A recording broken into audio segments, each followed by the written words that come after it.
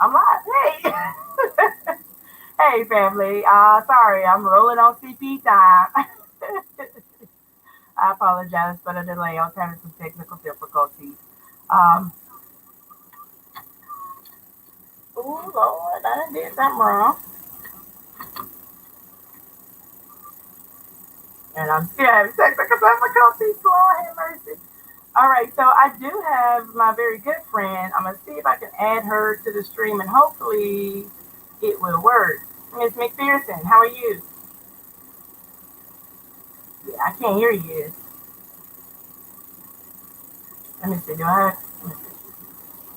Anybody in the chat? Can y'all hear Levy? Because I can't hear her. Hey, Miss Cruiser. Can you hear both of us?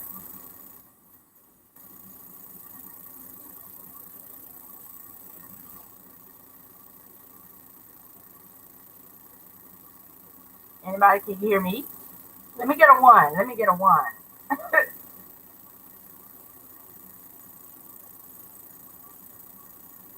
Just me.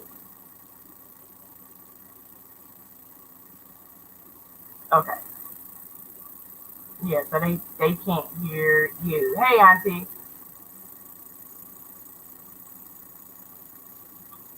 Okay. Let me.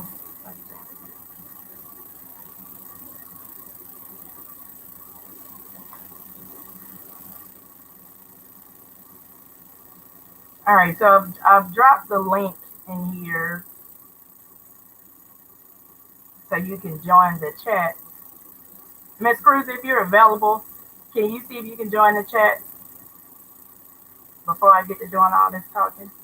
Good vibes. Yes, ma'am. We're going to try and have some good vibes. We're going to try and have some good vibes as long as I can get my equipment working. Looks like I got it working on one side. I'm confused here.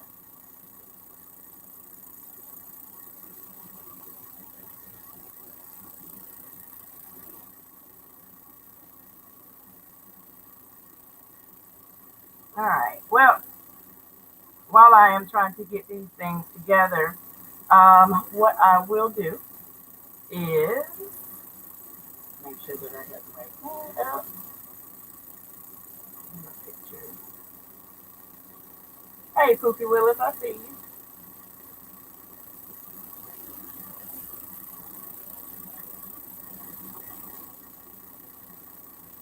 All right, there we go.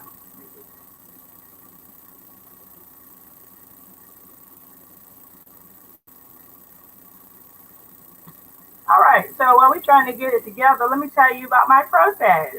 And I got some photos for you.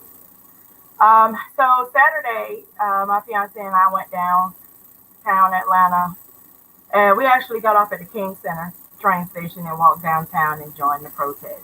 I actually don't have footage from that protest. I have footage from the silent protest I went to on Wednesday. And this photo that I'm showing you is actually from that. That was my sign in police brutality now. I had something written on the other side, but it rained. So it got kind of, my hair is too bad for the cam. But so my sign got caught up in the rain, so it bled. But this side was the professional side. But let me show you these other photos.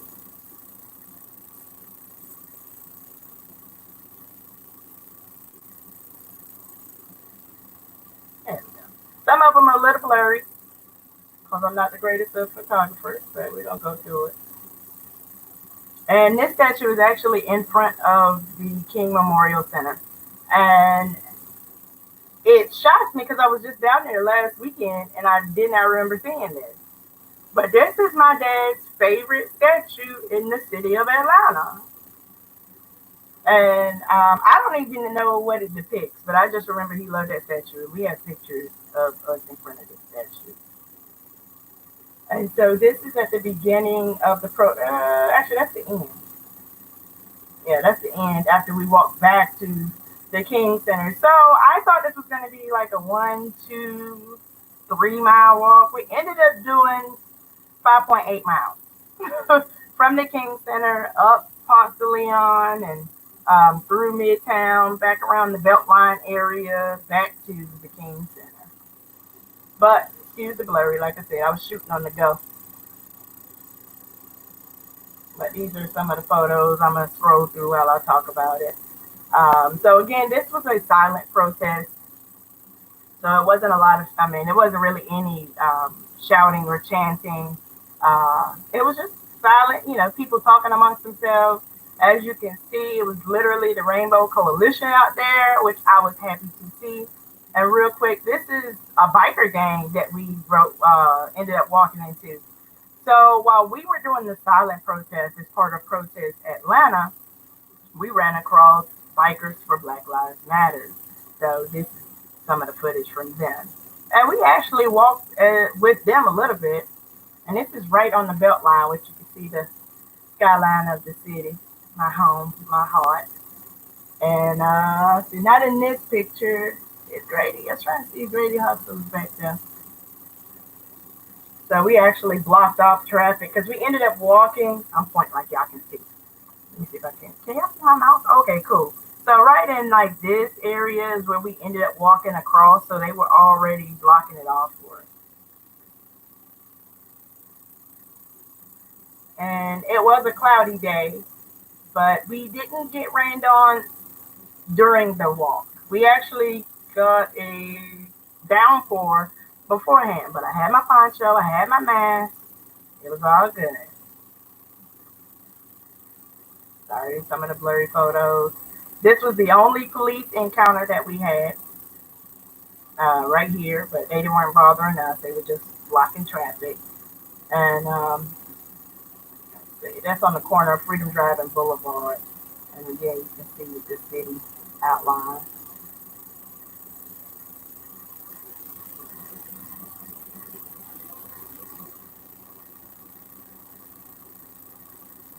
Yeah, the whole point of this was just the outline of the city. It's the outline. I mean, the skyline. I love Atlanta, y'all. This was one of the water stations along the way.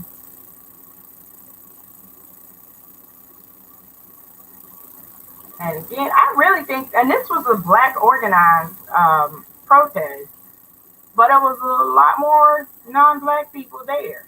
And this is John Lewis Freedom Parkway. Hey, how you doing? John Lewis Freedom Parkway. So I'm actually going backwards in my pictures, but nevertheless, the famous Claremont Hotel. I was disappointed with this, but we're gonna keep scrolling. I'm not gonna address that right now.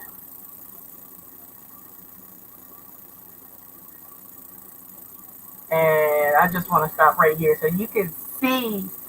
And I'm in the middle. This is so I'm shooting these pictures from the middle of the march. So as far back as like these people away, like we're all the way back there. We're equally that far ahead of me. So I actually turned around to get this marvelous picture, which I'm really proud of.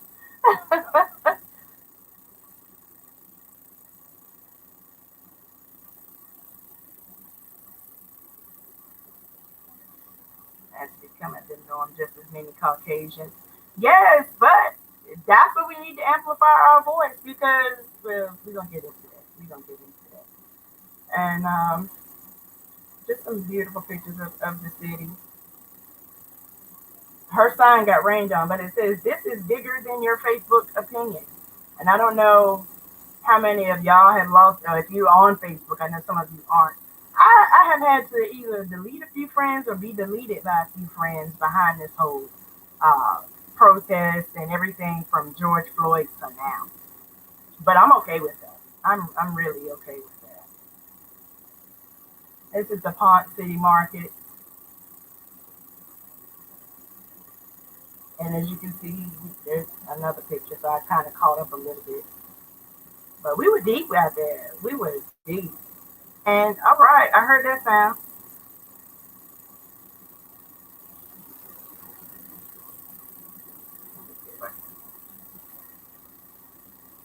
Hello? Hello. Yes! Yes! Bessie in the building! Yes! But okay, so anyways, let me continue with my pictures. I got a few. I'm just gonna scroll fast so y'all can just get the gist of it. But this was actually, hey Goldie, this was actually my second protest. Oh, this person right here, I went to school with her, so she and I actually linked up during this march. She was there with her brother. I had to get a picture of Dunkin' Donuts. Just some of the scenes of the city. And one of the things that is really striking is when you are in these marches or these walks. Number one, I only participate in peaceful protests.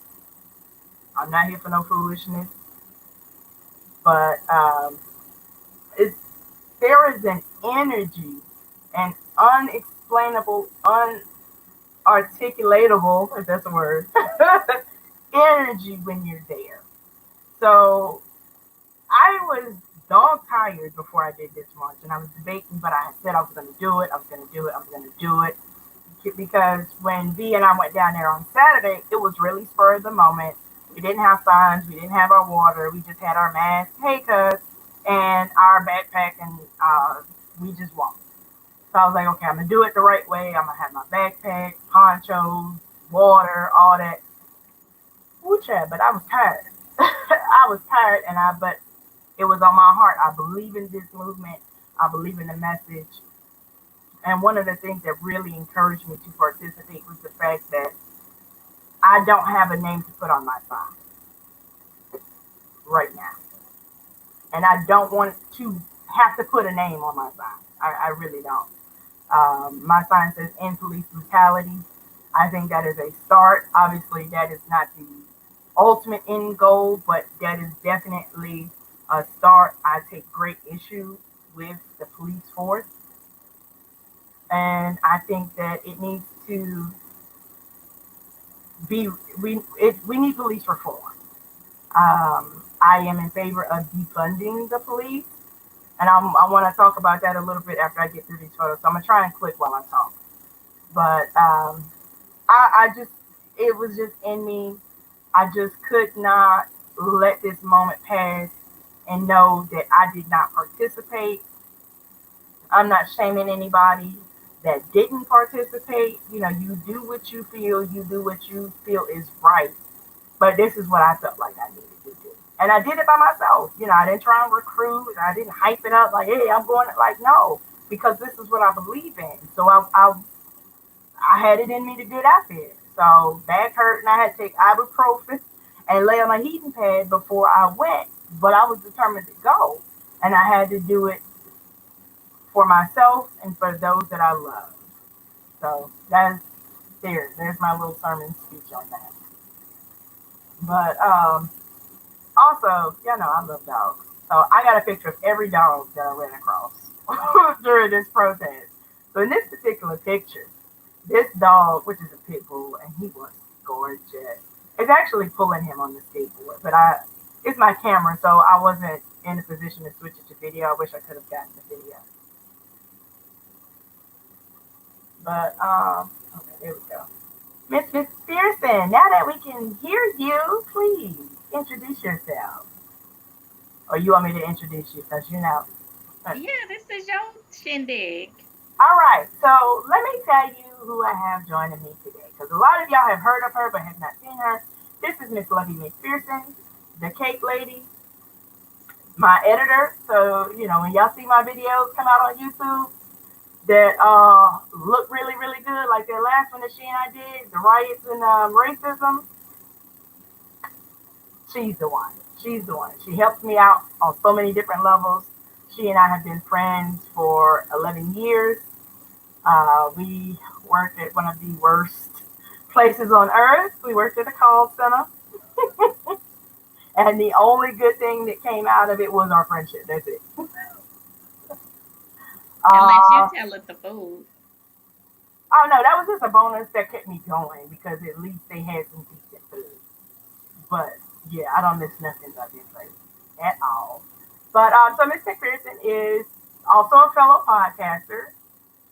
The name of her podcast is Live, Laugh, and Lovey. It's available on YouTube and Anchor. I have appeared on her podcast a few times. We have done Insecure. You also do Married at First Sight and Love and Hip Hop. What's the other one? No, not on Okay, wait. I told you to introduce yourself. No, no Love and Hip Hop. Right now is in. Excuse me. Have a seat. That's her child. Have a seat. Have a seat. Oh, he's not Excuse me as I go into Black Mama mode. Yeah, go ahead. She had to mute. I know what she said.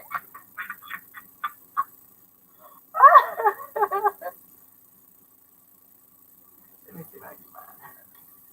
All right, and we're back. Yeah. Yeah, right now we're on the tail end of season 4 of Insecure. We do a weekly recap, and then we do Married at First Sight. Those are our 2 main shows that we talk about the most, and then we have other subjects that I may cover from time to time, just not outside of TV. But I am more or less the podcast where it's fluff, you laugh, you're highly entertained, whereas Aaron is the polar opposite and is fight the power. I'm not entertained. I'm black, y'all, and I'm black, y'all, and I'm black, y'all. Yeah. Yes. I'm still trying to figure out how she got me on here talking about politics, social issues. I don't know how she did it.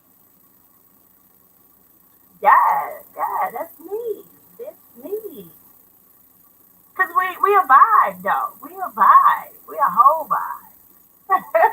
And FYI, I am struggling with my vision right now because I'm in front of this computer all day. I tried to take a nap, see if it'll clear up everything. But yeah, I need a whole new prescription. But yeah, dealing with editing will tear your eyes up. Thanks, Aaron. No, you're welcome. You're welcome. I'm here to help. So in the comments, if someone says something, you got to tell me because it looks. Okay, let's see. Let's show this one. Can you see it now? I can blow it up. I'll blow it up. That's what I do. Yay.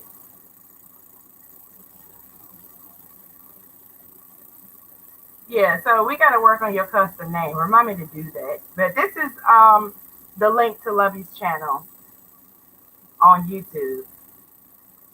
So if you, I'm telling you, like, I don't even really watch Insecure. I had to start watching it. You never watched Insecure. Okay, I just said that. Can I finish? Rude. Yeah. So nevertheless, I started watching Insecure just to participate on her podcast. So, you know, I'm a helper. It's a nice spirit to help. But we have a good time. And even if you don't follow the show, because actually before I started participating in her podcast, I was watching it. It's a good watch. We get a little long-winded. We real, we raw. It's for women talking about a show. Oh, it's for men too. Don't make it sound like that. No, it's for women. It's for. Oh, 4. The number 4. It's 4 of us. Yes. Okay. All right. We good with that? No, it's 5. With you, it's 5. Oh, I wasn't even counting me. I was not counting me. But I'm saying, watch it. But it's a vibe, y'all. It's a vibe, y'all. Promise. Check it out. But yeah, so that's a little bit about us and what we do. And as you can see, I'm still clicking on pictures as we talking. But also, so yeah, we are here to talk about a few things and have a few laughs and yeah, we a vibe. So, since Miss McPherson was doing her homework today, would you like to tell us about the Wall Street, the Black Wall Street in Tulsa, Oklahoma? No? Yeah. So yeah. So I had heard about Black Wall Street, of course, of my own education, but I never really knew like the full story of how it came to be. like what was the story behind it. So for those who don't know, um, in Tulsa, Oklahoma, in 1921, they call it a riot. They meaning non-melanin people. They call it a riot. We call it a massacre because that's exactly what it was. But what actually started everything, what made everything pop off, was a guy named Dick Rowland. He was 19, and he was a shoe shineman at the courthouse. I want to say the courthouse. So he had to go to the bathroom, and part of his routine was that he would go over to what was called the Drexler building. I think Drexler was like a drugstore, and he would go over there to use the restroom. So he got on the elevator, and there was an elevator operator. Her name was Sarah Page. She closed, because they had the two-part closure. They had the actual doors, and then they had the gate. So she closes it, and then I guess on the next stop, or they came back down or whatnot, and he gets off the elevator and starts running, and then she's hooping and hollering, crying that something happened. I can't remember if she actually said that, he alleged raped her or touched her or whatever, but they automatically assumed the worst case scenario. So he took off running. He went back to his post. So word got around town because the affluent black area was called Greenwood. So word got back in town that the white people were looking for him. So the black mob, guys in his community, went over to the courthouse to try to protect him, and the white people tried to tell him, no, we're not going to touch him. The sheriff even tried to assure him, we're not going to attack him, we're not going to do anything to him. But of course they lied. So they pacified the black men. They went home. All right, well, word got around town again that something was going to happen. So they came back up to the courthouse. Was like, yo, leave him alone. Stop looking for him. And so that's when all chaos broke out. One white guy approached a black guy over a gun, and they were shuffling over the gun. The white guy gets shot, and then everything just broke out. So they started fighting, they started shooting and everything. And then that's when all melee, like literally melee, they were dropping like bombs and stuff over the town. And I was watching some of videos of some of the survivors. And this one lady, she was giving in an account because she was 9 at the time. Her mom would send her over to her cousin's house to spend a night. But this one particular day, she said she didn't want to go. She wanted to go home, get in her own bed. So when no sooner did she lay down, closed her eyes, and was almost asleep, her mom woke her up and was like, "Hey, we gotta go." And she was like, "Well, why?" She's like, "Because of white people killing the colored folks." So she didn't ask no questions. She didn't ask why, nothing. She just got up and they just ran. And they all ran towards the train track. And so she said that people were running around like, like it was it was like a war was really going on where people didn't have time to pick up their belongings, nothing. They just got out the house and left bare feet, they call them house coats and everything. And so it was just a mess. And so to hear that Donald Trump is holding his first rally in Tulsa on Juneteenth is literally like a slap in the face because they tortured these people for 3 days, whereas it makes absolutely no sense. And so now he has absolutely no regard for the black family, for the black man, for black people as a whole. Which we already knew that, but yeah, I was stunned as stupid as this sounds. So he was basically like the original Emmett Till. And I don't know if he survived, like if they ever caught him, but once that fight broke out in the courthouse, they forgot completely all about him. They were just basically given a reason to fight the black people. So did I explain that well? Yes, ma'am. I'm so proud of you. All right, so that ties right into Courtney Jones' question. Um, we're talking about AL. Are you able to speak? I don't know what that is, but are you able to speak on your opinion about Trump going there on Juneteenth? Well, obviously, I feel like it's disrespectful, and I think that okay, I don't think that he initially knew.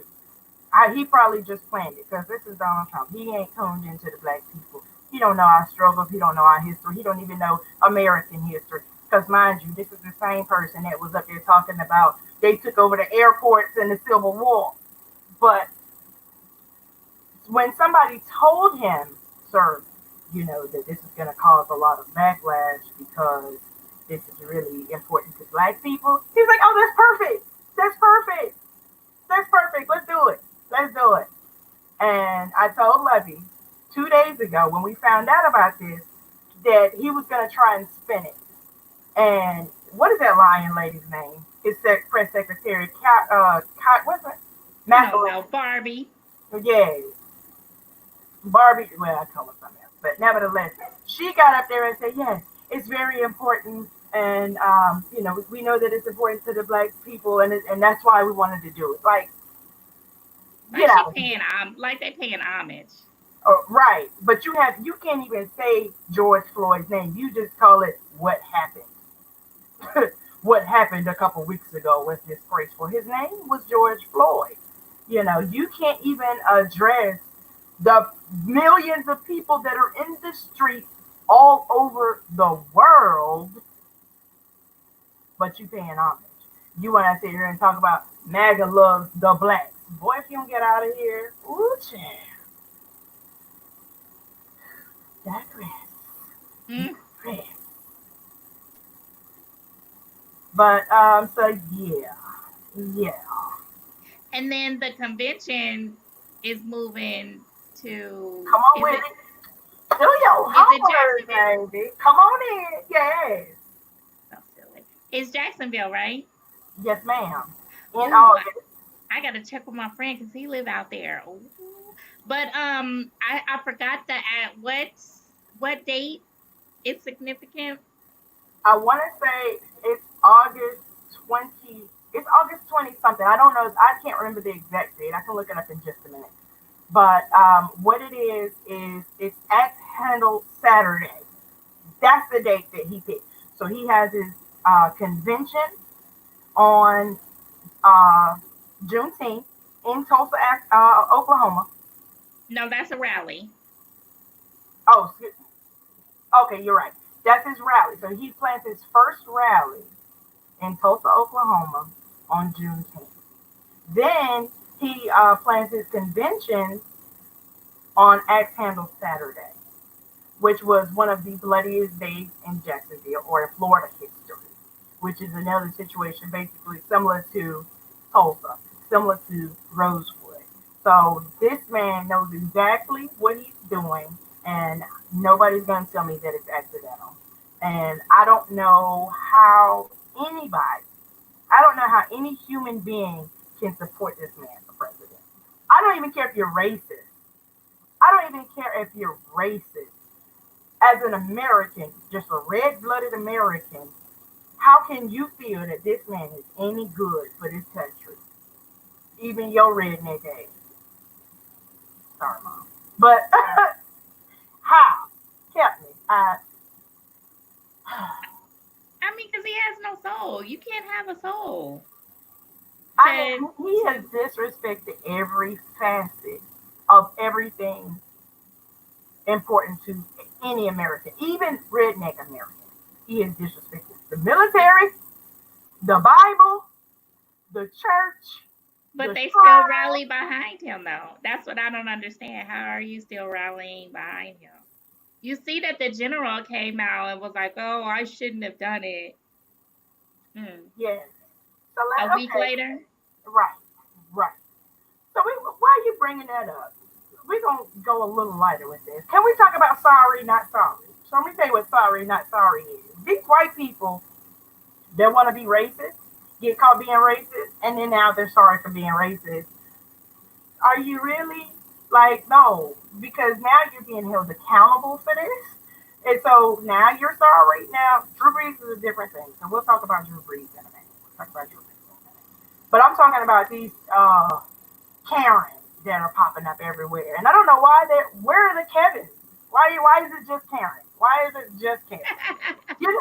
You got Karen mad. I saw this today. Karen was trying to keep black people that lived in the apartment complex from going to the apartment complex's swimming pool because they did not live there. They lived there, the residents. Oh, and then what was the other Karen that you had, Levy? The one with the Asian lady Uh-huh. on the steps? Uh-huh. She was too cool. Okay, racist. Hey, I welcome you. Come on, bring it out. Bring them out. Bring them out. Show your face so that we'll know exactly who you are. Because you've been hiding long enough. Let your true colors show. Let your true colors show. I think it's funny because, like me personally, I've never experienced outward racism.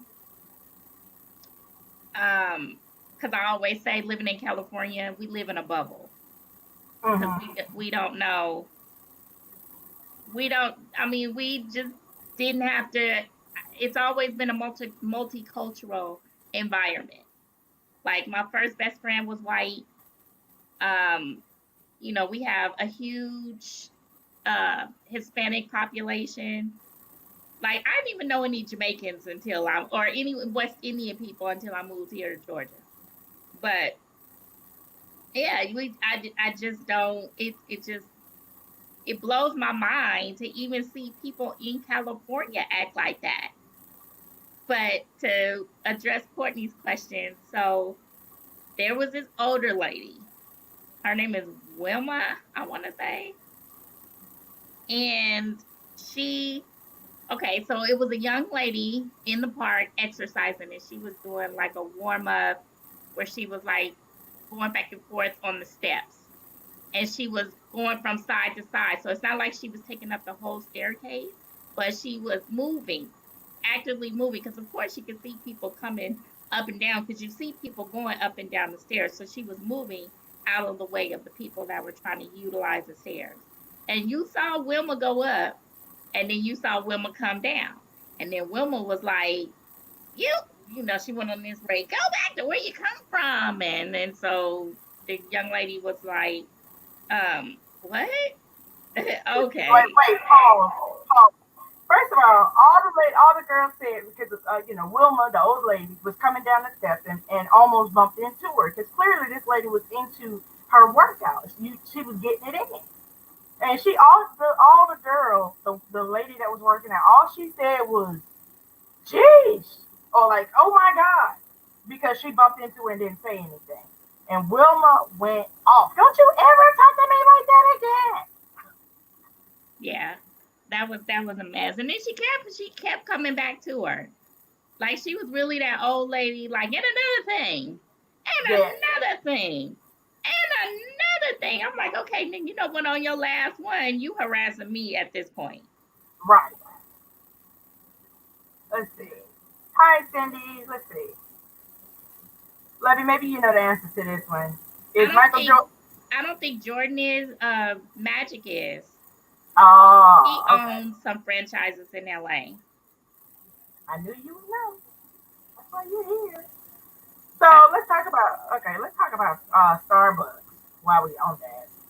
So literally just yesterday, Starbucks was making or showing support for Black Lives Matter movement, but saying that their employees could not wear Black Lives Matter shirts. And then today they're like, sure, it's fine, because as the internet does, it erupted in outcry against it. So, sorry, not sorry. I'm a Dunkin' Donuts girl anyway, so I have no problem in boycotting Starbucks. They are overpriced, and it's too hard to get a good cup of coffee. I can go right to Dunkin' Donuts, any Dunkin' Donuts in America, and I have been to several, and tell them, give me an extra large with extra cream, extra sugar. is perfect every time. Every time. Starbucks, I got to get one of the white mocha chocolate Kunta Kinte. Add sugar. Like, no, I can't. I can't. But how you feel about Starbucks? So my question was, they're already in uniform. So I have yet, at least I can't recall ever seeing a Starbucks associate wearing, you know, another type of shirt other than a shirt or a tee with the logo or with the saying on it that relates to Starbucks. So Okay. I don't understand why.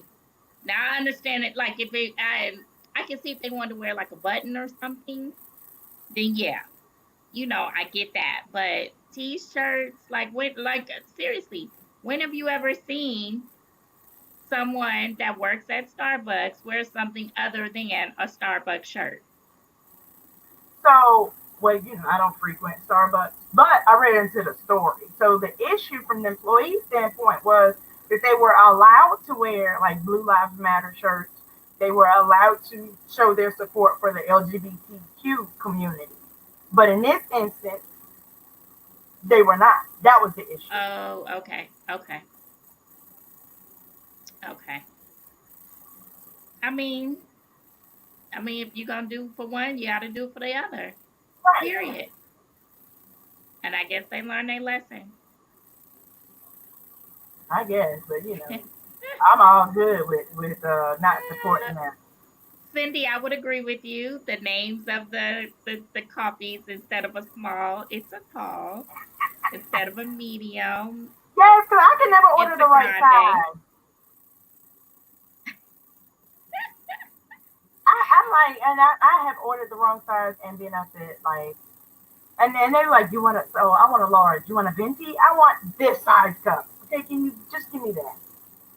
Like, What? They're being different. I like it. I mean, I haven't been to Starbucks in a you're minute. bougie. Well, we gotta start on this tirade. I mean, 'cause it's true. It's just factual, actual factual.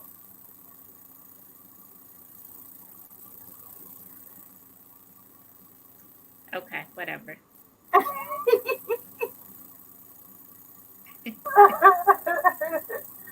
Okay, let me see. This is only one picture because I had a lot of. All right, let me get the screen off phone. I embarrassed myself. But all right. In one second, because I had some more stuff relevant to what we were talking about, and I have lost my picture. So let me ask you this. Yes, ma'am. So, now that the protests are peaceful, do you feel that it is in fact making a change and it's being effective? Being that you are in fact part of the front lines, you getting your MLK, your Abernathy, and your Coretta walk on. But yes, I do feel like it's making a difference. Oh, I should have had that. So since these protests have started, there has been a number of changes in legislation. I can't even say that word right. Help me. It's been some laws changed. Okay, that's the word. I can't say it. But seriously, so there has been change that we have never seen before on this scale, and the the reason that protests work even when they're peaceful, because people think that it's the rioting and the looting that does work, but not generally in our favor. But the consistent protests are an inconvenience all the way across the board because it requires more policing. It takes away from the police job. It interrupts traffic. It interrupts people's lives. Period. It interrupts the flow of business, even if they are not destroying businesses. Because nobody is gonna patron your business if they can't get to it, or if they got to get through a million people to get through it. So, Yeah, because I was shocked when I saw it. Because I asked you, I was like, y'all was walking straight down Peachtree? oh yes, ma'am. Oh yes, ma'am. And that's what it's about. And that's why I believe in the peaceful protesting, peaceful part of it. I'm not with all the rioting and the looting, but I get it. I get it, but I don't. I just won't participate in it. So that's that. But you have the Breonna Taylor case, which was reopened. You also have that Louisville banned the no knock warrant. You have police departments police departments being defunded. You have cases being reopened, like the Kendrick case. You have the case, I don't know her name, and I hate that I don't, but the lady that was down there in South Georgia that went to spend the night with the white women and died, that case is being reopened. So it's putting a spotlight on all of these issues right now. So I definitely believe in it. Wait, so so Breonna Taylor's case was closed? It was never, Or they just never looked into it? they never Like looked deeper into than it. what the surface revealed. Right. Okay. Oh, and I don't know if you saw this, but Louisville Police Department released the police report for transparency. It was basically blank. It had her name, and she had no injuries. What? She had no injury. How you not have any injuries when you were shot? Judge. So I don't know if you know like the full story or if you heard her mom's account. No, Okay. I haven't had a chance to hear that yet. All right. So she did an interview with the Breakfast Club with Angela Yee and Angie Martinez. So, well, I guess you can't really say the Breakfast Club, but with the two of them, and it nearly broke my heart. Um, so it was she and her boyfriend in the house. Okay, we all know the story, but her boyfriend called her mom and was like, hey, this is what's going on. You need to get over here because I've been calling Breonna's name, but she's not answering. So she got dressed, went over there, and the police stopped her and was like, they took her to the hospital. So she goes to the hospital, sat there for 2 hours, thinking that she was on her way, but she never arrived. So she went to the desk and was like, hey, what's going on? Where's my daughter? So they looked her up and was like, we have no record of her being here. So she goes back to the apartment. And of course, there's still a whole lot of police present. And they were just like, well, stay right here. We're going to have the detective come and talk to you. Detective comes and was like, hey, do you know of anyone who would want to harm Breonna? What you mean? So she asked, she was like, well, are you trying to say, I think the boyfriend's name was Kenny. He was like, are you trying to say that Kenny did this? Because he wouldn't do this. They were together. And so they were just like, well, that's what we're trying to get down to the bottom. So she was like, well, let me go see my daughter. Just let me go see my daughter. And he was like, well, okay. He was like, okay, well, just hang on, hang tight. So she waits maybe it was hours that had gone by and they still had not given her any answers. And so finally, I want to say it was probably about a good 5 hours later, she pushed them like, where's my daughter? And they said, well, she's in the apartment. And so she said when they said that, she knew she was gone. And she was like, okay, well, I want to see my daughter. I got to be able to identify her. They were like, oh, we've already identified her. Oh. And she was just like, I don't care what this is my daughter. And so it literally tore me in pieces because I just can't believe that they ran her on a chase like that for no reason. And they know damn well that if it was their seed given that treatment, it would have gone that way. So, And then also that this whole time, even when they went to the house, the police went to the house, the person they were looking for was already in custody in yeah, their precinct. yeah. But they're down, held accountable. Nobody has been arrested. No one has been held accountable for what happened. And this is months later. This is the day before my birthday, March 13th, and nothing has been done. Are you serious? Like, come on now. And that's why I take issue with the police, and that's why I say that we need police reform because I don't I don't study police enough to know what their policies are and how they've been adjusted according to how our laws have been adjusted. But let's remember the first police ever did what? What were the first police responsible? What? I'm sorry. What'd you say? What were the very first police? What were they responsible for? I'm mad Don't that I worry can't about use my headset. it. Cause I'm using the speakers on my computer, so I can't hear everything because I have fans going. Cause me and Georgia Power, we fighting. So I got you. I got you. But nevertheless, the very first police were designed to.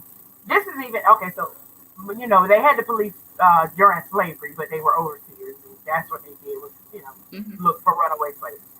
mhm, But even after we became a whole person, because there was a point where we were 3/5 of a person, their job was to make sure that we stayed away from their stuff. They didn't care about the crimes that was going on with us. They didn't even care about the crimes they had going on with them. Their main job was to keep an eye on the darkies. mhm. And that's why you had so many members of the KKK that were police, and vice versa. So many members of the police that were in the KKK.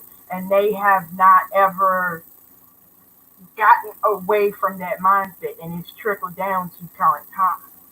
Now granted, you have diversity on the police force and whatnot, but that initial training is still there. Like, yeah, you might be one of them, but you gotta patrol them, like we say. Like, I really feel like, again, I guess I'm trying to give people an out here. Like, if you don't want to let go of racism, if you don't, if for whatever reason that's just all your whole personality, that's all you know, you just need to hold on to it. Fine. But look at what they doing. Look at what the police are doing to y'all. Because it's been evident for the last 16 days that the protests have been going on. So if you lived in this bubble and never saw anything that the police did prior to this, never saw any of this racism going on, the police have exposed themselves more during this 16-day period, 16, this day, 17 now, during this period of time that, you cannot turn a blind eye to. You can say, oh, that was a black man, or oh, that was a black woman, or that was in Georgia, or that was in, Florida, or whatever. It's happening all over the country since these protests have been taking place. And more often than not, these people that they attacking, they're not the looters. They're not the people that's burning up the stuff. These are just peaceful protesters. They may be angry, they may be passionate, but they're not violent. They haven't attacked anybody that had a weapon. Oh, well, to my knowledge, let me not put out a blanket statement. The closest incident that I have seen was where they killed he was actually a white boy, but they killed the white boy because he had a hammer that they thought was a gun. But you know what I'm saying? So you have George Floyd. You have the CNN reporter being arrested. You have the way that they cleared out the White House for that Bible photo out. You know what I'm saying?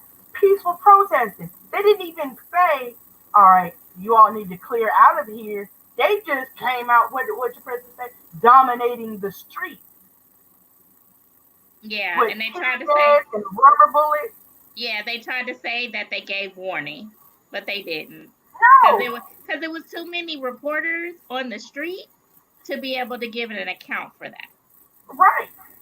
And then they want to talk about, oh, we did not use tear gas. It was not the way that every news channel that was there is reporting. Like you have the guy from CNN got gas while he was on air. You know what I'm saying? Get out of here. Get out of here. How is this America? How is this America? This is America. This is the America that they established. Like, which I don't understand. We didn't ask to be here. We was fine over in Wakanda. We was perfectly fine over there, hanging out in the trees, eating the bananas, chilling with our folks, and all that. Y'all came over here and messing with us. Okay? And then let's be real about it. Why are we going back to that time? Y'all came and got us from established civilizations. If we weren't established over there, we didn't have anything built or going, you wouldn't know to come get us so that we could build it for y'all. But I said I wasn't going to get heavy today. That's why I brought you here. You're my sunshine to keep me, keep me grounded a little bit. But baby, it's in me. And it's time to start telling the truth. And, I have so many grievances right now. I have so many grievances. And, yeah. So, okay, all right. I'm going to take a light break. We're going to take a light break. Let's talk about this real quick. And Courtney mentioned it, so, all right. So, as we know, NASCAR has banned the Confederate flag. So, this unknown racer, which even looking at it, I don't know who it is, but this tickled me to death. I didn't even verify this tweet to see if it's real. We just going to assume that it is, and we're going to rock out with it. We're going to rock out with it. So this guy, Ray, here I go with names. Ciccarelli? I don't know. Okay. You got it right. Ray Ciccarelli. Good for you. Good for you. He says, I'd like to announce I'm retiring from NASCAR after this season. I cannot drive a car for a league that won't allow my special flag. Like, first of all, bro, you want to call it a special flag? Your special flag need to be a special helmet. But then, like I said, I have not verified that this tweet is real, but it works for me, so we're going to go with it. But NASCAR supposedly said, we actually had to Google who you were. I'm sure your dozens of fans are real sad about your crusade to defend participation trophies. Hey, Stacey, an hour late, welcome. Hello, Stacey. So, this guy has never even won a race. Ever. Yeah, he's a low budget driver. Yes, and he's 50 years old. Like, bro. He 50 or 60? Wait, who? 50. 50. Well, first of all, you ain't got to make it sound like 50 is hella old, okay? Because you're knocking on it. I get it. But, yeah, like, I wish I had another picture up here. I wonder if I can find it real quick. But, yeah, so let's talk about this Confederate flag. First of all, okay, let's talk about this. Then we'll move. NASCAR, that's a big deal. That is really a big deal because, anytime you think of NASCAR, you always think of the Dukes of Hazzard and Confederate flag. But I am going to tell y'all something. Hold on, I'm going to hide this real quick to surprise y'all with this. This is the only thing that I'm mad about when it comes to NASCAR. Hold on. Let me see if I can find.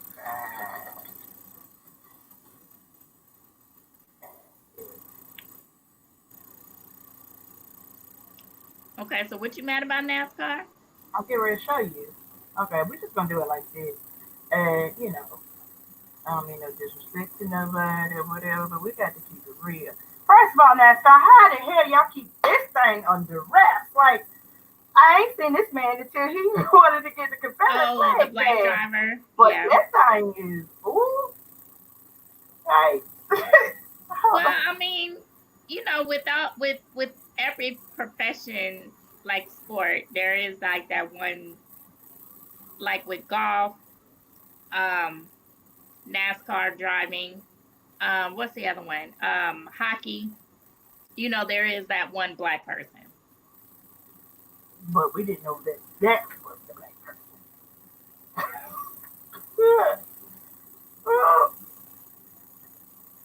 I know you like them dark. You like them straight out of Africa. But all right. Yeah. I might have to learn what's the rules for racing, y'all. I just learned. I don't know it, but I'm about to learn. Let me stop. I get in trouble. But okay, all right. That's my little comedy break. That's my little But comedy break. NASCAR, right? NASCAR is Redneck City. Uh-huh. I mean, I never forget when I first moved here to Atlanta, I was working at this job and there was this one lady, her name was Joyce. I will never forget her.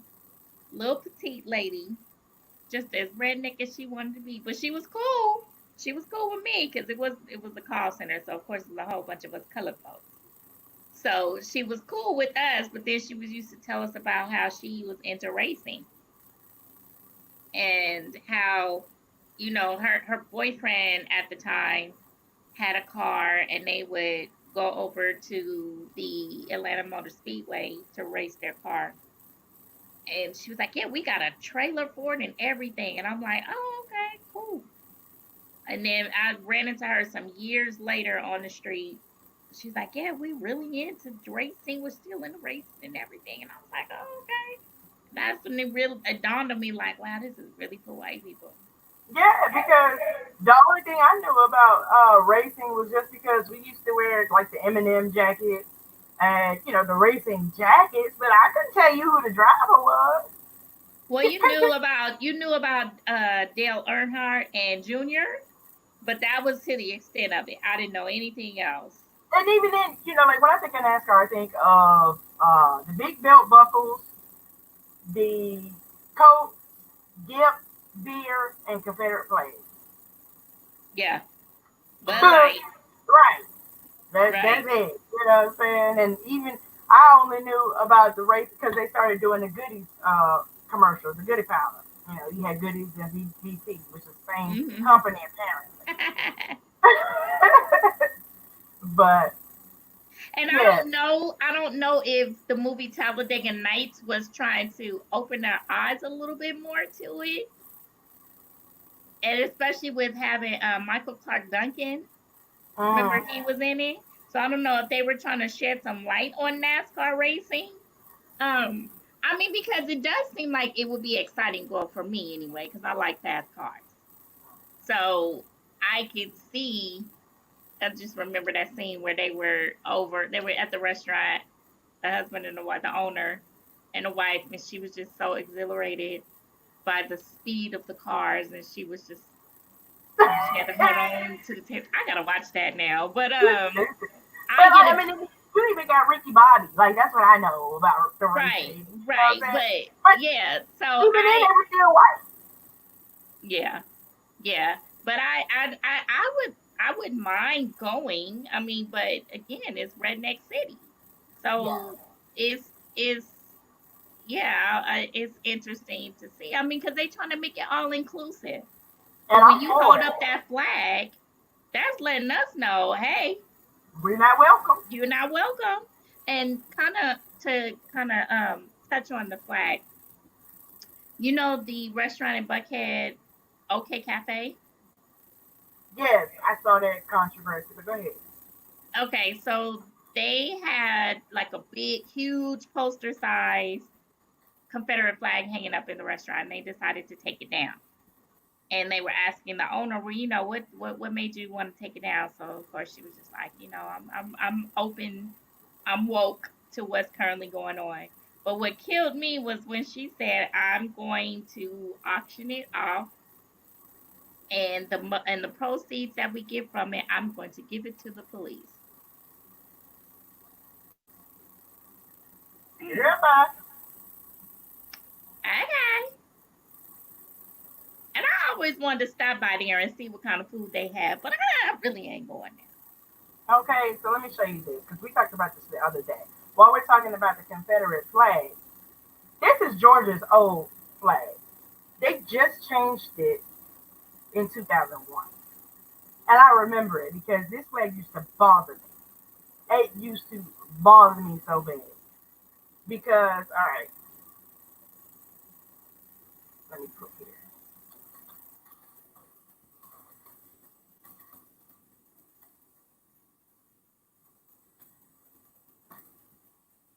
So, Courtney, when you went to the race, was it fun? Was it exciting? What was going on? What was your thoughts? What was your feelings?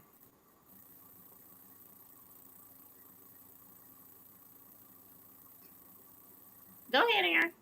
Okay. No, I was just trying to see if it pulled up so y'all can see. So this is the Confederate flag. This was Georgia's old flag. And you always knew what they were trying to say here. It was no getting away from it. You know, I mean, I've lived in Georgia since I was 2 years old. I've seen this flag all my life. And I've seen it waved not in welcoming way. And this was definitely the do not enter flag. This is not an inclusively welcoming flag, period. You know what I mean? Like, I never took pride in the Georgia flag, ever. Well, until they changed it. Until they changed it. So let's see. So, was this like the originating flag for the state? Like, there's been no other than what has been redesigned, but prior to that, this was where it all began? Well, I mean, this was from 1956. So let's see.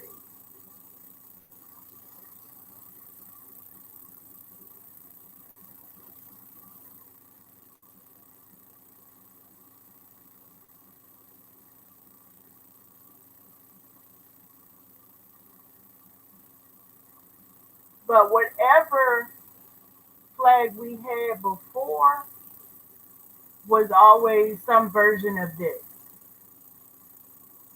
Okay. Well, it was Georgia always was a part of the Confederacy, so I get that. I totally get that. But it's just weird to have it, as a mark of symbolism for the flag. But I think people are really missing the point. We're not trying to erase history. We can't take away history. It is what it is, and this is some people's heritage. Just like we can't take away our blackness, you can't take away your history of being a part of, what do they call the group? I can't remember. Um, but you just can't take that away. But there's no reason for you to continuously throw it in our faces. Right. Because And that's just like, sorry, go ahead.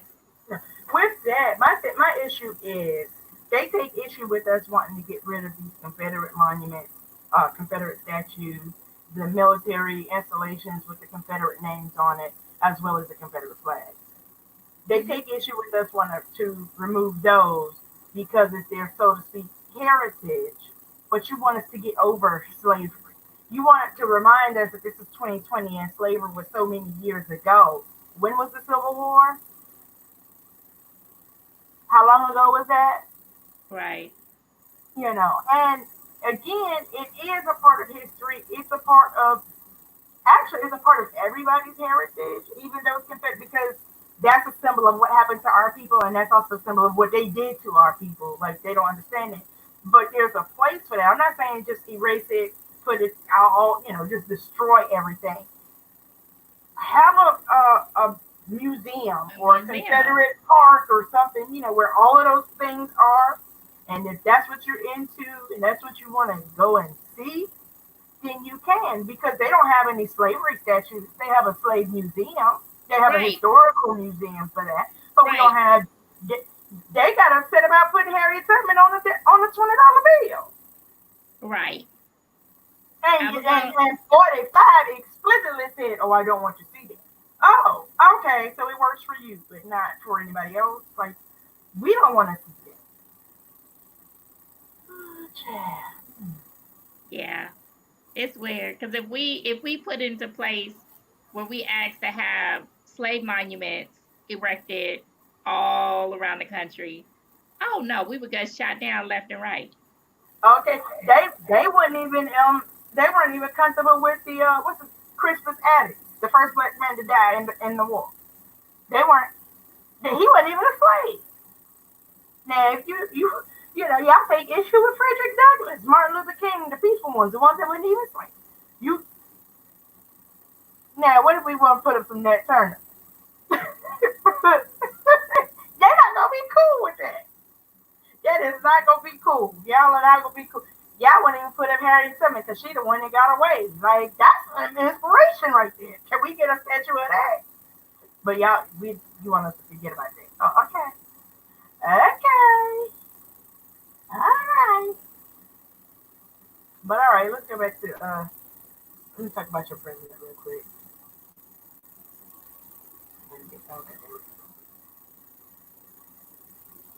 Okay, Courtney, you got to go walk on the track. Okay. Were there any other black people behind the scenes, at least?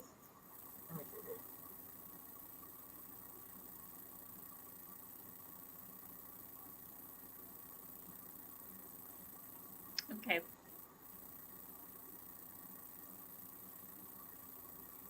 What you got showing us? What you showing us, Aaron? Oh, okay, I was going through the comments. Sorry.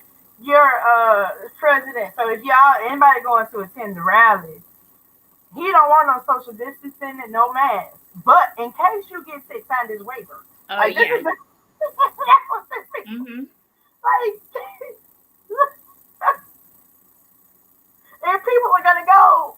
Oh yeah, they gonna go in droves. They don't care. They don't care. They do not care. Look, if you live or die, they don't care about you. This like just live till November. That's all we want. Like, oh my god. I can't. And okay, so let's talk about the voting situation here in Georgia. Y'all had months, when nobody around, wasn't nothing open. Y'all had months to be able to get this whole situation, the ballots and the polls set up to where they should run smoothly. There should be absolutely no reason why there were that many glitches in the system. Because even when I went to go vote, the machine that the low, of course I have to use the lower machine. That machine was down, and I don't know. I guess I had a look on my face. So the guy, I guess the manager of the day, he was like, "Oh my gosh, I'm so sorry. We're because white people went on their nice tour. Oh my god, I'm so sorry. I'm going to get this working for you. I'm not even going to wait for the tech to come. I'm going to get this working." So I'm like, okay. So in my mind, I'm just like, well, is my vote going to really count? But it does because, nowadays when you go vote, you have to get it printed out. So it's solidified. But I'm just like, boy. I mean, he got it working quick, fast, and in a hurry, too. That was funny, though. But yeah, that was ridiculous. So let's see. Who is that post from? That's the waiver. That's the waiver. Like I got it from an article. I just saved the picture that was in the article. But that's the verbiage right there. By clicking register below, you are acknowledging that an inherent risk of exposure to COVID-19 exists in any public place where you are present. By attending the rally, you and any guest voluntarily assume all risks related to COVID-19 and agree not to hold Donald J. Trump for President Inc., BOK Center, ASM Global, or any of their affiliates, directors, officers, employees, agents, contractors, or anybody else who knows about this liable for any illness or injury. Like, if somebody got to put out this statement, I am not going. And then again, let's point out, he wants no social distancing. He wants them packed in there like sardines, so it'll be beautiful, and no mask because they're ugly. Like, okay, how beautiful is death, sir? How beautiful is a ventilator, sir? My question is, what happened to assassins? Did they retire? Uh-oh. Like, at least somebody tried to throw a shoe at Bush. Like, we had nobody. Like, what happened to? I mean, did that go out in the 80s? Like, cause I wouldn't be mad if somebody tried to take him out. I would not be mad. I mean, but really, did assassins retire? Somebody need to take this fool out if he don't die on his own accord. Yeah.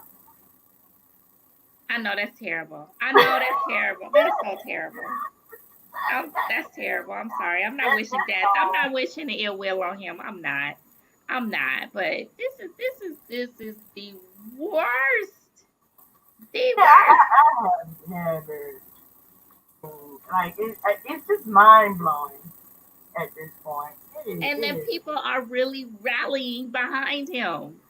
Like I don't understand why the Republican Party, because he's not a part of the Republican Party. He's not a part of the GOP. It's Trump. That's the party.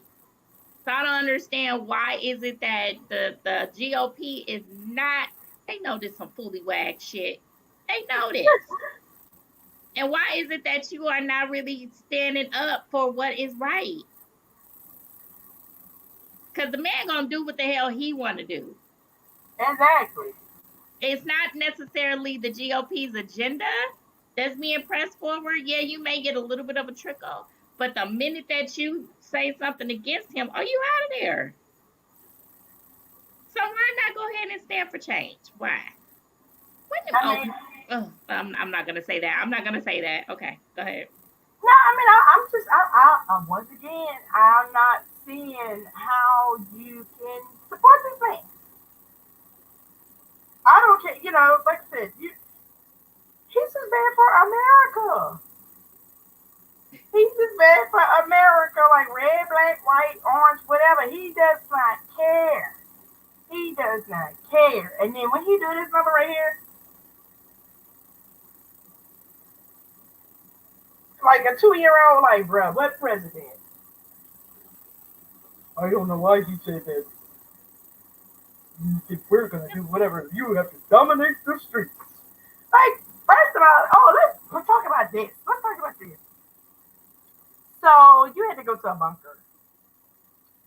Now, granted, it was not of your own volition. I can give you that. You're probably mad about that too. But the Secret Service felt that you were threatened enough that you needed to go to a bunker. Not a big deal. It was hilarious. We got our little kicks and giggles off of it. Okay, great. However, you could have just left it alone. It would have blew over. We still protested. So we would have moved on and forgot that you was off in the bunker that no other president has ever had to go to, with the exception of 9/11, and that was, an international threat. Inspecting it, Aaron. Okay? Yes. So he took his whole family. His whole family had to go. Yeah, they were taking a tour. They were taking the tour. It was a family affair, okay? And then he was so embarrassed that the next day was when he had that big bomb squad, rolling with all the homies and the big man in the uniform and everything else, and you throwing gas, and then he built the gate. He built the gate around the White House, like that same park. They could not go to that park the next day. There was a fence there. Like, oh my God. Like, now that part I didn't understand. Like, why did you feel the need to put up a fence? Because nobody could get that close to the White House anyway. And not to mention, he was, praising the young bulls and the Secret Service that are hungry and angry for blood, and some vicious dogs. Like, sir, first of all, you exposing your insecurity, because that's the only reason you put up a gate. That was a wide open park, way away from the White House. Because trust me, it's the White House. It's the White House. People can't get but so close. Exactly. Like, you can't even, you ain't even a 10th of the way close to the steps of the White House. Because even when because it's funny because when I'm watching like the Today Show, and they have the White House correspondents, like addressing the top topic of the day, and you'll see people walking to work. They got a long ass track. I could never work at the White House unless I got some kind of VIP parking because I ain't pushing my ass that damn far. You ain't pushing your ass out the car, but I that's sure in the hell don't. Hell. I get mad at them people that be walking too. They be having their backpacks and little rollies with them. I ain't doing all that. So for them to have a gate, that was wasting money. Hey, but they money, time, and effort. take part of it down now. I guess the threat has diminished. But the way that he talks, it reminds me of how people on Love and Hip Hop or like any reality show where somebody is fighting. Because you know that they always have security. So when security is holding them back, they be like, yeah, you better be glad I can't get to you. Oh, yeah. You got about 1,200 securities backing you up. What you gonna do, boo? Right. But, I mean, he was, like, you really that insecure? Like, you really thought, but at the same time, this is the thing, because Obama was in situations like this. Maybe it wasn't no global protest, and he never had that going on during his presidency. But you used to see photos of Obama making that same track that he just blocked off. He got his Secret Service with him, of course. But people could access him, and guess what? They wanted to. I mean, because it's supposed to be the people's house. But Chad, he realized, like, so something in him is clicking. These people may be trying to hurt me. You ain't tried to readjust your policies, agendas, or nothing. Like, you can't even. You got to give it to the man, because he ain't fake the first. That's one thing I can say. Okay, if I have to say something good about Donald Trump, he is not fake. Even when he probably should be. Because you would think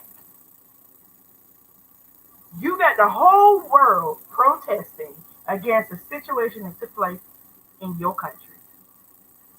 Now, granted, perhaps you could not have stopped that situation. Now we are on day 16, day 17. And the only solution you can come up with is encouraging the police to be more violent than what they have already been. Pretend like there is no systemic racism in America. There is no racism in the police force. And what else has he done? Oh, you have to assert dominance. So you say you need to assert dominance by belittling those that we put in charge, because we put you in charge. But our mayors, our governors, we did that. We did that. Now, maybe not in Georgia because he stole that, but that's a horse of a different color. Stacey Abrams should be governor of Georgia. Just put that out there. But these people were elected by the people, and you gotta belittle them and make them seem weak, and think that they make you look strong. Like, that's all you got. That's all you got. Okay. Yeah. All right. Yeah. All right. So next light moment. Courtney, that's probably as close as he will, in fact, get to a wall. Oh yeah. He probably had more miles of gate than he had of wall. Yeah. But let's talk about this.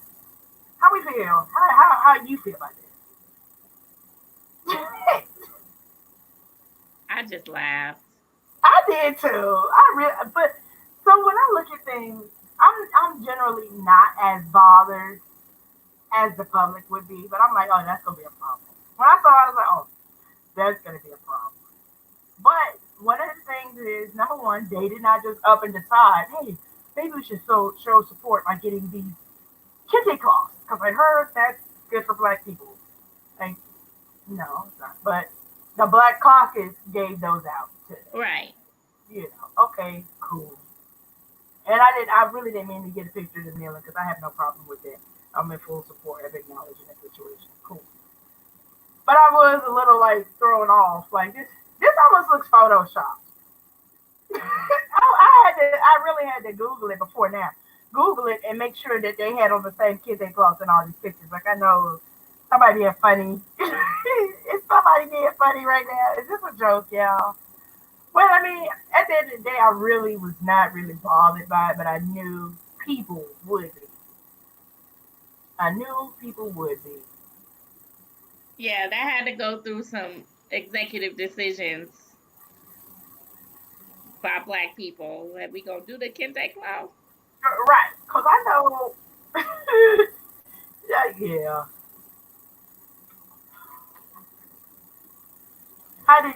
What'd you think about it? I don't think anything about it. It's because you know, people, white people are on their I'm sorry world tour. Like when everything first popped off, I had one of my old professors, because we're friends on Facebook. He sent me a private message. He was like, "I just want to let you know that I've always been for the people, and as a white man, I am definitely I understand, everybody's frustration and everything." So I'm just like, okay, that was random, but okay. Because when I don't want to say his name, but with him, he's always, you can tell he's for the people. You can Mhm. always tell that because matter of fact, he worked at Tuskegee, and he used to have me cracking up because he would talk about the conditions at Tuskegee. So it let me know that not just the local HBCUs was run down. Yeah, they like that all over. But he was like, I loved it there. He's like, I love my students. He was like, but they had no air conditioning. I was cracking up. But yeah, I was just like, wow, okay. But yeah, I have nothing to say about it. It is what it is. These people, All something right. gotta change because I hate if nothing changes. You think it was bad the first week? Oh yeah. And so there are some different dynamics too, because this protest is going to continue one way or the other until widespread changes are in place. Hmm. There are cases that need to be revisited, and at least investigations need to be started. There are laws that need to be changed. Obviously the police need to be reformed in one way or the other. We can talk about defunding the police or not. I'm not in favor of disbanding the police because I don't know how this will work. We ain't that kind of society. But And um, that's the misconception how people think that defunding they think means disbanding. oh yeah, that is No, not. that's not what it means. Like if we got rid of the police, it would be sheer anarchy. Oh yeah, oh yeah, It would be the Walking Dead and the Sons of Anarchy and in purge, real life. and purge. So and it kills me that people aren't smart enough to understand that. Like why does it have to be explicitly broken down for you to get it? No, that's not what we're saying. Like, and what's sad is that the people in the top are the ones that get paid because police to be a police officer, it doesn't pay. They get very little money. That's why you see them working as off-duty cops Mm-hmm. at clubs and stuff, and they pull in so many hours because they ain't getting no money. They got to be able to supplement they households and stuff. Yeah, and I get that. I mean, again, oh, that's what I was saying. I was like, oh, I was going somewhere. You made me forget because you went on the tangent. But so yeah, A um, tangent. the protesting though, the protesting. So it's a number of things that need to change and whatnot. But it's going to continue to be peaceful while those things are working. Now, what is going to be the turning point is the outcome of these cases, certain cases, especially with this George Floyd. And also, I do want to say this. I do want to say this. A lot of people, feel like George Floyd is being made to be a hero when he was a criminal or whatever. First of all, I don't care what the man's background was, and I don't even care what crime he committed at that time. We have a judicial system for a reason. So if he was guilty of a crime or committed, or even forget, if he was suspected of a crime, take him to jail, allow him to be adjudicated. We do not have the kind of society where our police force is judge, jury, and executioner. So, they want to talk, they want to disparage his character. And I will say, from what I have seen, he was not a criminal. And to my understanding, the $20 ended up being real. So, there's that. But it doesn't even matter what the person is guilty of, allow them to be adjudicated. And he is not being, out to, or being made out of a hero. I'm going to tell you who the real heroes are, and that's his family. So we're going to talk about that in a minute. So just with George Floyd, he was not, I'm not going to say if he's a hero or not, but he was definitely a martyr for a larger cause. You know what I mean? And he was just the tipping point, the straw that broke the camel's back, because this is enough is enough, is what it is, this period point blank. And then as far as like me saying his family is the heroes, is because, they had to grieve publicly and every day. They had to grieve publicly every day on camera, different locations, 3 different funerals, press conference after press conference, interview after interview, and you're not having that time alone. Like maybe now, 2 weeks later, but that's a long grieving process, especially for it to be such a sudden death, such a tragic death. You know what I'm saying? There's a lot to process, because death in itself is hard to process. But then the manner of death and the fact that you kind of lose, in a situation like this, you almost lose your identity for a period of time. You are not whatever your name is. You are now the dead person, such and such. Mm-hmm. Oh, that's George Floyd's brother, George Floyd's girlfriend, things, whatever. You no longer have an identity, and that becomes you for this period of time. And that's just, difficult. You can't go anywhere. And, you might just want to get away, duck off, cry, do whatever you got to do, whatever your grieving process is. But somebody's always watching you. Right. Yeah, and they probably haven't had, they probably have not had time to grieve. Like now is when it's going to kick in. When everything's silence, everything quiets down, the dust starts to settle, that's when all of your emotions start to kick in. Because you don't have time to really process things in the midst of the services and the protests and the rallies and the interviews. You don't have time. You're in go mode the whole time. But now, like I said, when you're in that quiet space, that's when it's going to really hit. And even then, they still don't have that time, because they may not be in front of us as much, but they're still participating in the process, and they're still in litigation to get justice for their brother or for their relative. You know Right. what I mean? And then not only that, even if you had to go through that process, every time you turn on the TV, you're hearing his name. You're seeing his face. And unfortunately, you may be re-seeing the video, the picture, the still frame of him being murdered. That's, my heart aches for them.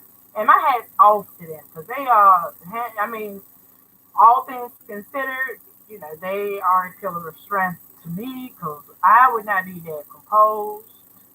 I would not be that calm, and probably not be that peaceful. So kudos to them for continuing to fight the good fight and encouraging others to be peaceful in their fight. Right. All right, so for the next light moment.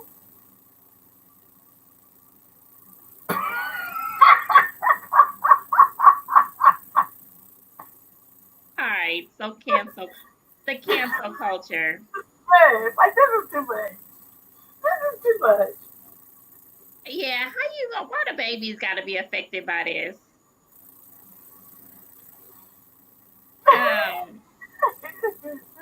Yeah, I don't understand. Paw Patrol, they're innocent. You know, they're not gonna show nothing. They're not gonna show the bad side or the ugly side. I won't say the bad side, but the ugly side of being an officer. But I have a problem. I actually like Gone with the Wind. Me too. I like the movie. Now, what I don't agree with, because Gone with the Wind, that's art. Um, you know, it's a movie. And it was made a trillion years ago. Like we all know that Mammy was in the house helping Sister Girl and the babies and the food and all. We know that. That's historical fact. But the depiction, we have to understand that it's a depiction in the Right. movie. It's not factual. It's a depiction. So it's art. So for you to take that away or try no, not take it away, but what they put like a disclaimer, not a disclaimer, what they put. They're trying to put it into context. So that's supposed to be what they're doing. So they should be pulling it right now to redo it with the context. Because I know, okay, I live with old folks. So they watch Turner Classic movies a lot. So you will see like Gone with the Wind, any of those old black and whites. Like I don't even know the name. But what they will do now is put a disclaimer about the time frame, the error, and stuff like that. So there, it's just a temporary pull, but I don't think it's available right now until they can reformat. But at this point, it's too late. Like just do it going forward. There's no need to pull it. And again, that is a factual depiction of what life was like in Georgia. Now, maybe not everybody had, 12 Oaks, which was just a big, huge plantation.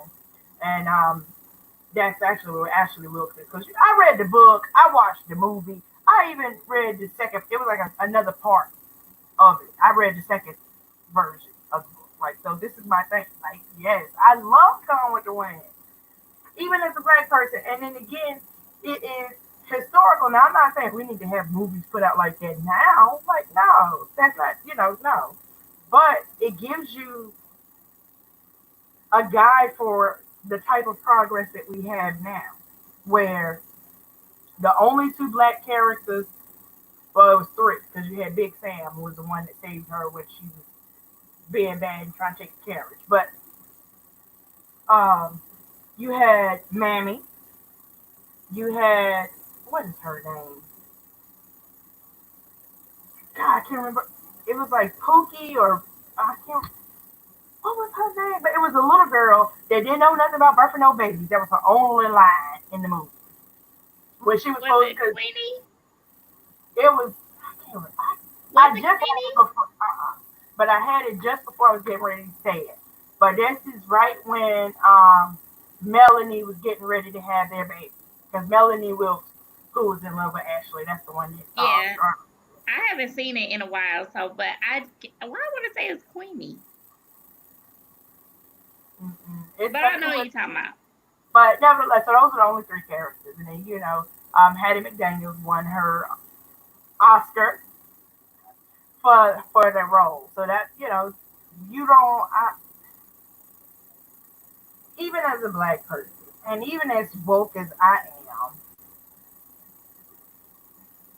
I I don't get it. I mean, I know they had slaves. They had to do it. That was part of their like once was Paul died, and they had to. That's when they went through the Civil War, and they were broke and all that. They were trying to set up slaves.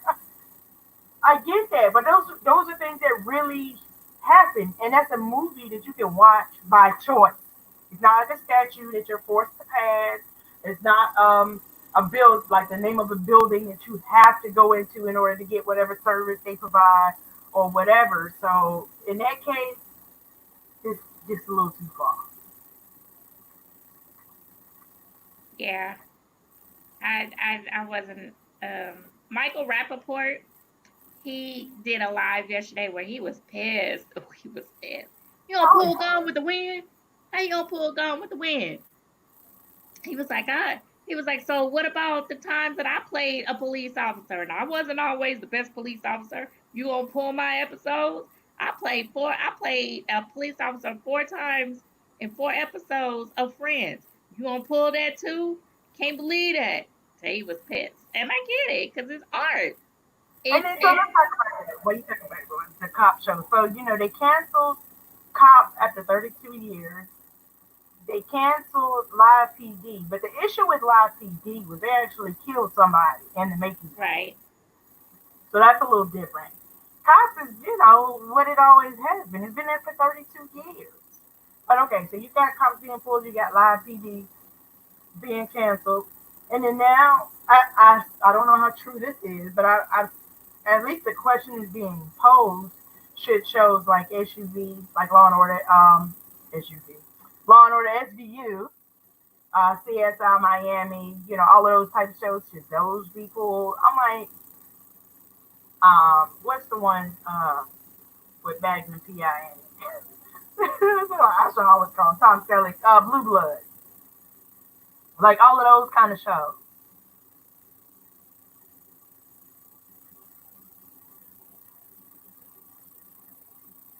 I don't think so. I would say no, because that's more, it's detective. It's detective work. So you kind of, I'm not a fan of any of those shows. Like, no, I'm not. Again, I'm the girl of fluff, okay? Give me Yeah, yeah. rainbows and unicorns and I'm happy, okay? With a little ratchet TV. But Right. with Gotta have. those type of shows, I don't necessarily see anything wrong with it, because you're seeing behind the shut up. You're seeing behind the scenes of detective work. I mean, and Whereas, me personally, I don't think that it's not like see, this is the thing that's killing me. Y'all want to pull these shows to, I guess, because y'all think that these shows are tainting our view or belief about the police. And it's not like we think that the police are getting their training from SVU or CSI or whatever these cop shows are. It's a totally separate thing. Like the reason that we have a negative outlook or negative opinion of the police is because of what these police are doing, not what they do on TV, not what we see. The only thing on TV that's influencing our perception of the police or feelings about the police is the news reports, the media reports. You know what I'm saying? The things that we see on Facebook on camera. Those, the non-scripted cameras. You know what I'm saying? The real life people that are patrolling our neighborhoods. I'm not impacted by the scripted cop shows on TV. And I don't think that anybody believes that the police are impacted or influenced by those people. Just true, not good. true. I don't know. But y'all need to leave Paw Patrol alone. Oh, Them, yeah. them things ain't never did nothing to nobody. Right. Like, that is too much. That's too much. Like, there are other things y'all could be pulling. Because my nephew has the DVR set to record these strange cartoons. Like, I don't know what they are. But so like if I leave my TV on, walk out, come back, and it's recorded, it'll be on that channel. So I'm looking at it, like what? Delete? Why is he watching this? There's some other shows y'all can worry about other than Paw Patrol. Paw Patrol, I ain't even ever watched an episode. But from everything that I can see, they work together, it's teamwork, you know, they're friends. They're animals, so it's not even a race except for the little boy. Right. So y'all are doing too much kind of for Paw Patrol. Yeah. Too far, too far. But all righty, man. Let me see. You got anything else? Let's see. I want to make sure I got my little list right here. We covered everything. Nah, I think we covered all the hardcore stuff. I still Mhm. can't believe you got me on here talking. But we had some fun. We That's what it was here for. You know, really had a little light, Of all course. through. You Good know. time for all. Good time for all. Yes. Yes. So I'm glad that we were able to have a successful live. Equipment is working. You know, I can hear you. You can hear me. Comments are going. Yes.